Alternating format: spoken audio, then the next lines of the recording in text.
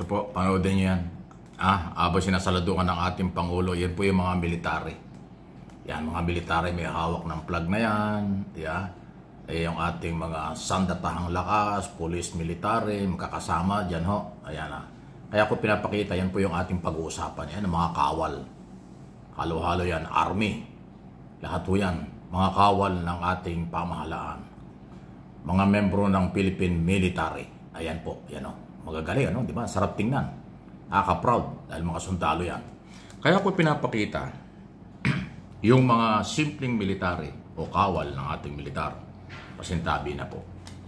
Kasi sila po yung nagiging kawawa lang kapag nagkaroon ng mga pag-aaklas laban sa gobyerno at sila ay nagamit o nagpagamit ang mga opisyalis nila, yung mga opisyal ng militar sa mga politiko sa Pilipinas.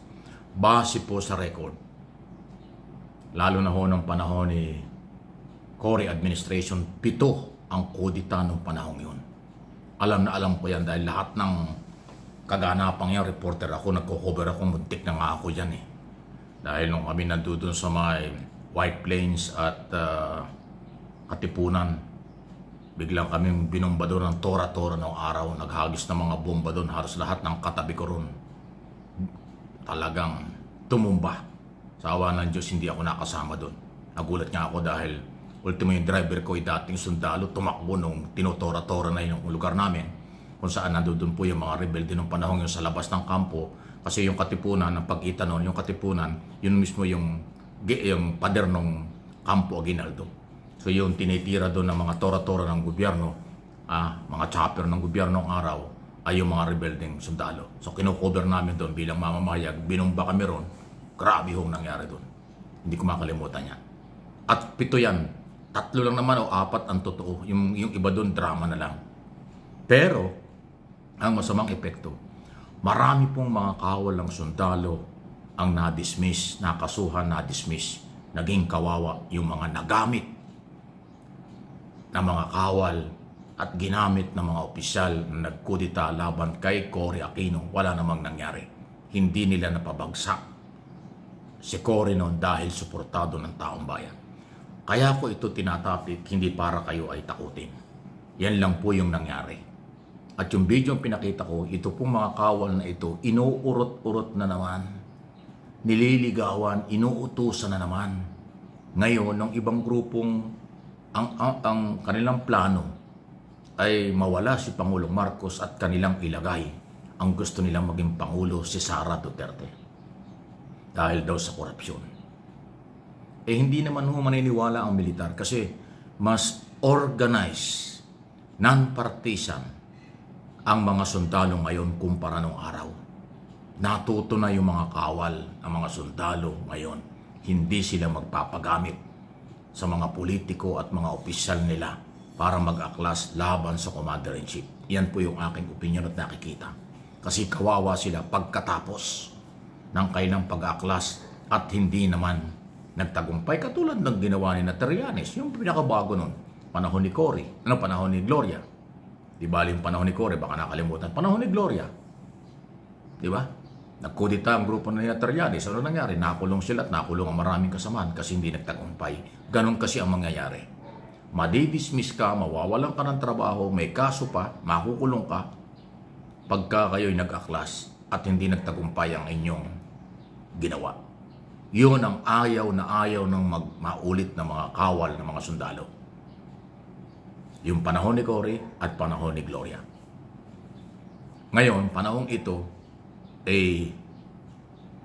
binubuli sila, nire-recruit na naman sila ng mga retiradong general at iba pa. Ayon sa AFP Chief of Staff General Browner at Secretary Gibo Teodoro, nire-recruit ng mga retiradong general ang mga kawal at opisyal ngayon. Pero hindi daw papayag kasi alam nilang nagiging kawawa lang sa bandang huli. Lalo na, alam ng military na mayroong grafting korupsyong nangyari. Pero alam din ng military na si Pangulong Marcos ang nag-expose, siya ang nagpapaimbestiga, siya yung hindi kumusinte sa korupsyon. Kaya nga kanyang in-expose ito. At nakita nilang gumagalaw ang gobyerno, kinakasuhan, dapat kasuhan. Na-expose na ang mga pangalan ng politiko sa Kongreso at Senado, mga kontraktor, mga district engineer, mga opisyalis ng public works. So, meron hong resulta. Na-expose, iniimbestigahan, papunta na ng korte. Kaya kung ikaw ay matinong sundalo, opisyal at kawal, hindi ka talaga magpaparecruit. Saang agenda ay mang-agaw ng kapangyarihan para ilagay nila ang kanilang gustong maging Pangulo na si Sara Duterte na meron ding problema sa graft and corruption. Yung betrayal of public trust, hindi pa rin tapos. Public office is public trust. Nasira din siya dyan dahil sa kanyang paggamit ng pera, ng intelligence at confidential fund ng Office of the Vice President at korupsyon di umano doon sa Department of Education nung siya ay secretary ng 2022 at 2023. So, hindi talaga papayag ang military magpagamit sa mga political interest at personal interest ng mga Duterte supporters. Yan po yung nakikita ko. Kaya kahit patuloy na sila ay nagrarally, hindi lumalaki, patuloy silang nananawagan na mag-aklas ang militar laban sa gobyerno, walang gumagalaw. Kasi nga, alam ng mga sundalo at ng mga kawal na sundalo ang nangyari na nakaraan, ayaw na nilang maulit yun. Mananatili silang non-partisan. Mananatili silang tapat sa saligang batas at sa mga Pilipino. Yan po yung aking nakikita sa ngayon. Pangalawa, at ito importante, 2 taong mahigit na lang, eleksyon na naman tayo, 2028. Ay bakit nga naman hindi pa maghintay kayo? Para ang taong bayan ang mag-decide sa tamang proseso sa ilalim ng kasalukuyang saligang batas kung sino ang susunod na Pangulo. Yun ang proseso eh. Tamang proseso ang dapat masunod. Ang pang-aagaw ng kapangyarihan, pagbabagsak ng gobyerno sa interes ng ilan, hindi yan tama. Hindi yan makakabuti sa seguridad, ekonomiya at kabuhayan ng mga Pilipino. Lalong maghihirap ang Pilipino pag sila ang nasunod. Kaya mga military, Luzon, Visayas, Mindanao, mga kapulisan, manindigan po kayo.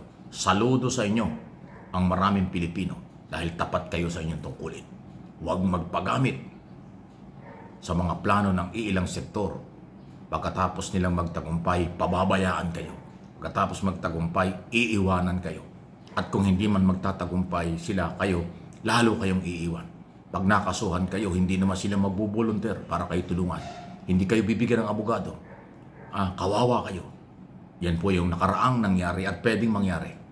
Alam ito ng mga retiradong general, alam ito ng mga aktibong general, at alam ito ng mga kasalukuyang kawal ng ating sandatahang lakas. Sumunod sa batas para walang problema. Huwag magpagamit sa iba.